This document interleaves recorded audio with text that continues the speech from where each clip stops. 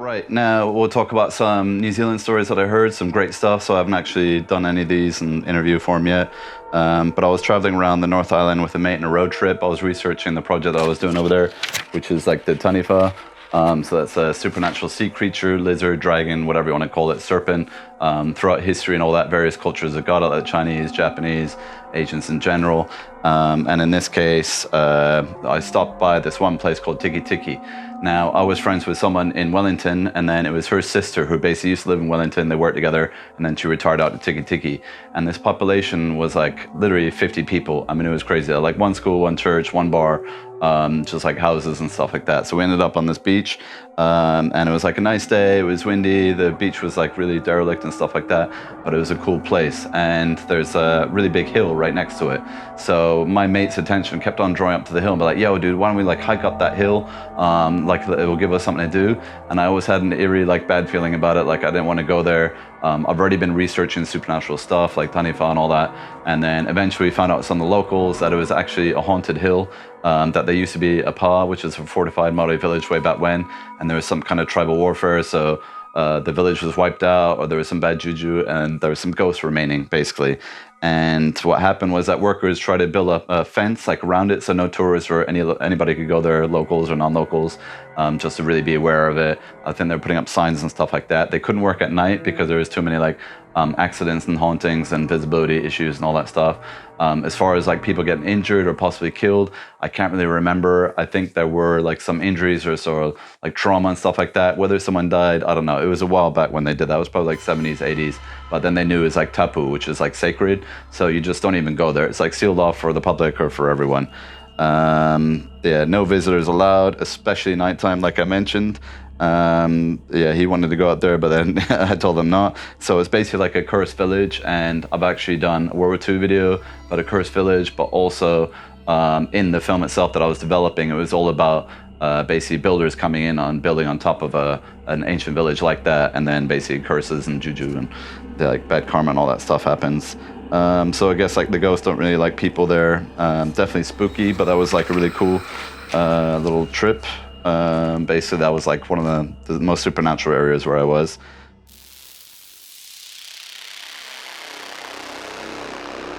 Now the best ghost story that I heard in New Zealand was this guy and his girlfriend, they bought this property, and within like weeks or months or whatever, they started having problems. Like the girl would have chest pains, and she couldn't explain it and stuff like that. It would always happen at night. So eventually, like after months and months, they found out that it was actually built on an ancient burial site or a war site. So obviously the spirits weren't really happy.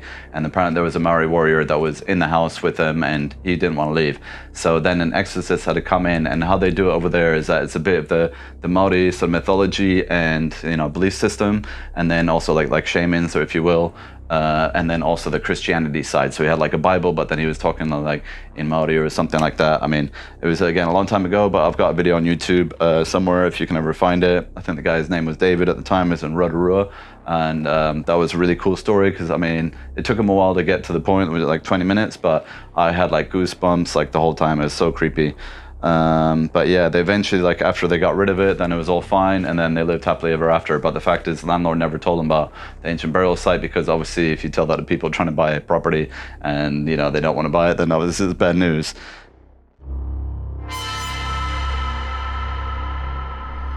Let's talk about Taniwha stuff real quick. So I don't know if I've addressed this before, but there's a couple bits of news that was happening when I was out there.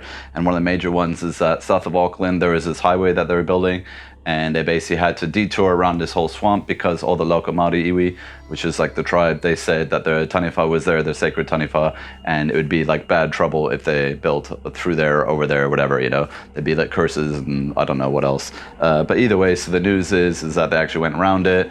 I think the mayor at the time, Auckland, was very respectful and did it. So New Zealand is like a constant back and forth between the Maori and, the Pākehā, the white people, the colonists, whatever you want to call them. I mean, they're all intermingled now, but there's still some issues, like as far as their beliefs and stuff are concerned. They're just trying to protect their identity, which I get, and that's totally fine. Now, many rivers around New Zealand are also considered dangerous, and they have like riptides or currents or whatever, like whirlpools and stuff, so people drown. So in a way, a lot of these like legends and myths, like about monsters and all these kind of scary, like creepy stories for kids and stuff, is basically to warn people about certain areas.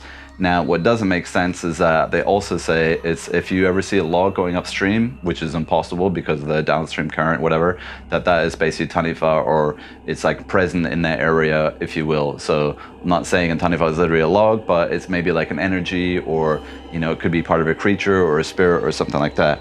Which brings me to in Wellington, the capital, basically is like there's two Taniwha there in the harbour, according to ancient legend, and the story goes that the two Taniwha were kind of friends, and then one wanted to leave or got depressed or sad or something like that, and then swam out to the ocean, and then the other one kind of stayed and then formed one of the mountain ranges, one of the hills around there. And I used to go up to that hill. I actually lived on like Mount Vic, so Mount Victoria, where they shot bits of Lord of Rings. It's just like in between the city centre and Miramar, the basically Peter Jackson land and the airport and all the rest.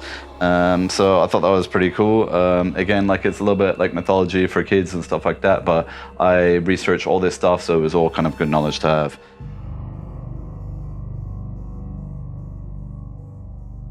Now, one last sort of Loch Ness Taniwha-ish story, whereas I came across this teacher in WHAKATANE, which is basically like on the East Coast, North Island, and that was also one of my favorite places to go. So I just showed up like at the end of the day when the tourist board was like, can I talk to anybody about Taniwha or Maori mythology, stuff like that.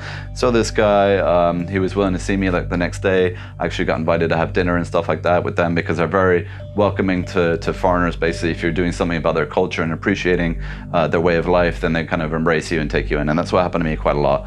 I did that all over where I was. I was always trying to get my way in, and you know, I was there out of like total respect and admiration, hence the 4-hour tattoo, which was like super painful and I nearly collapsed afterwards.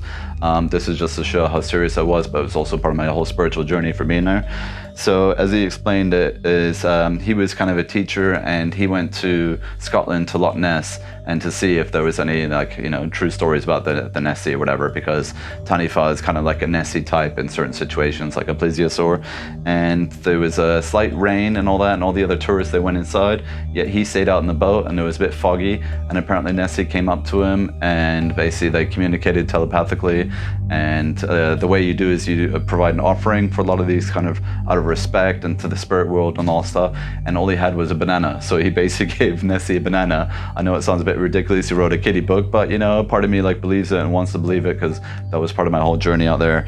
And then like the Nessie lifted up a flipper, took it down, and then she disappeared, and then that was his story. And he actually wrote like a little kiddie's book, and is still, you know, like quite popular with all the children, I guess, over there now. But he called me Mr. Lasco, which was really funny. I thought that was really sweet. But yeah, that was pretty much it for that. Let's see, I think that's it for all the New Zealand stories.